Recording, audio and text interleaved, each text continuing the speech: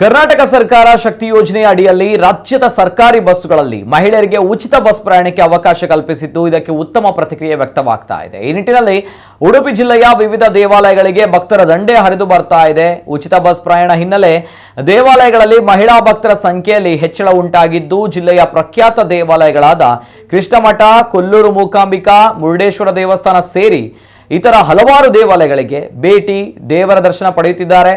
ಇನ್ನು ಇದೇ ವೇಳೆ ಮಾಧ್ಯಮಕ್ಕೆ ಪ್ರತಿಕ್ರಿಯೆ ನೀಡಿದ ಮಹಿಳಾ ಪ್ರಯಾಣಿಕರು ಇದಕ್ಕಿಂತ ಮೊದಲು ಬಸ್ಸಿಗೆ ಹಣ ಕೊಟ್ಟು ದೇವಾಲಯಗಳನ್ನು ಸಂದರ್ಶಿಸಿ ಹೋಗಿದ್ದೆವು। ಈ ಬಾರಿ ಸರ್ಕಾರ ಮಹಿಳೆಯರಿಗೆ ಉಚಿತ ಬಸ್ ಪ್ರಯಾಣಕ್ಕೆ ಅವಕಾಶ ಮಾಡಿಕೊಟ್ಟಿರುವುದರಿಂದ ಮತ್ತೊಮ್ಮೆ ಧರ್ಮಸ್ಥಳ, ಸುಬ್ರಹ್ಮಣ್ಯ ಸೇರಿ ರಾಜ್ಯದ ಇತರ ದೇವಾಲಯಗಳಿಗೆ ಭೇಟಿ ನೀಡಿ ದೇವರ ದರ್ಶನ ಪಡಿತಾ ಇದ್ದೀವಿ। ಕೆಲವೊಂದು ವಿಚಾರದಲ್ಲಿ ಸರ್ಕಾರ ಕೆಲವು ಸೌಲಭ್ಯಗಳನ್ನು ಕೊಟ್ಟು ಕಿತ್ತುಕೊಳ್ಳುತ್ತಾ ಇರುವುದು ಬೇಸರ ತರಿಸಿದೆ।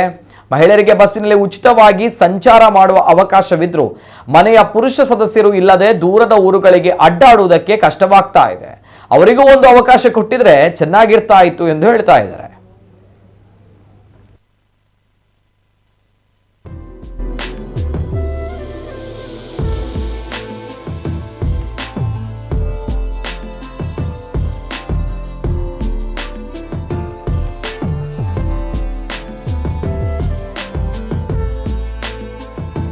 ಧರ್ಮಸ್ಥಳದಿಂದ ಕುಕ್ಕೆ ಸುಬ್ರಹ್ಮಣ್ಯಕ್ಕೆ ಹೋಗಿದ್ವಿ। ಅಲ್ಲಿದ್ದ ಮತ್ತೆ ಇವಾಗ ಇಲ್ಲಿ ಇದಕ್ಕೆ ಬಂದದವ್ರಿ, ಅಲ್ಲಿ ಉಳ್ಕೊಂಡು ರೂಮ್ ತಗೊಂಡು ಉಳ್ಕೊಂಡು ಇಲ್ಲಿ ಇದಕ್ಕೆ ಬಂದವ್ರಿ, ಉಡುಪಿ ದೇವಸ್ಥಾನ ನೋಡಕ್ಕೆ। ಇಲ್ಲಿಗೆ 2 ವರ್ಷದಲ್ಲೆಲ್ಲ ಬಂದು ಹೋಗಿದ್ದೀವಿ ನಾವು, ಕಾಸು ಕೊಟ್ಟೆ ಬಂದು ಹೋಗಿದ್ದೀವಿ। ಮತ್ತು ಈಗ ಫ್ರೀ ಐತಿ ಅಂದ್ರಲ್ಲ, ಹಂಗಾಗಿ ನೋಡ್ಕೊಂಡು ಹೋಗೋಣ ಅಂತ ಬಂದಿದ್ವಿ। ಖುಷಿ ಅನಿಸ್ತೈತ್ರಿ, ಆದ್ರೂ ಒಂದು ಕಡೆಗೆ ಬೇಜಾರು ಅನಿಸ್ತೈತಿ।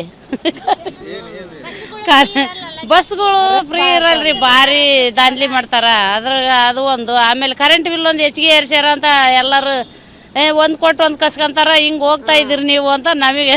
ಈಗ ನಾವು ಅಷ್ಟೇ ಹೋಗ್ತಾ ಇದ್ದೀವಿ, ಅವ್ರ ಮನೇಲಿ ಇರ್ತಾರ ಅಂದ್ರೆ ಅವ್ರಿಗೆ ಬೇಜಾರು। ಫ್ರೀ ಬಿಟ್ರಲ್ಲ, ಮತ್ತು ಗಂಡ್ಮಕ್ಳಿಗಿಲ್ಲಲ್ಲ ಅನ್ನೋದು ಅಷ್ಟೇ ರೀ ನಮಗೆ। ಒಬ್ಬೊಬ್ಬರೇ ಅಡ್ಡಾಡ್ಬೇಕಾಗತ್ತಲ್ಲ, ಗಂಡ್ಮಕ್ಳ ಜೊತೆಗೆ ಇದ್ದಿದ್ರೆ ಪಾಡಕತ್ತು, ದೂರ ಹೋಗ್ತಾವಿ ಅಂತಂದೇಳಿ ಮನೆಯಲ್ಲಿ ಬೇಜಾರಾಗಿ ಮನೆಯಲ್ಲಿ ಇರ್ತಾರೆ ರೀ। ಅವರು ನಮ್ಮಂಗೆ ಒಂದು ಸ್ವಲ್ಪ ಅಡ್ಡಾಡಿದ್ರೆ ಅವ್ರಿಗೆ ಚೆನ್ನಾಗಾಕತ್ತು ಅಂತ ಅಂದ್ವಿ ನಾವು।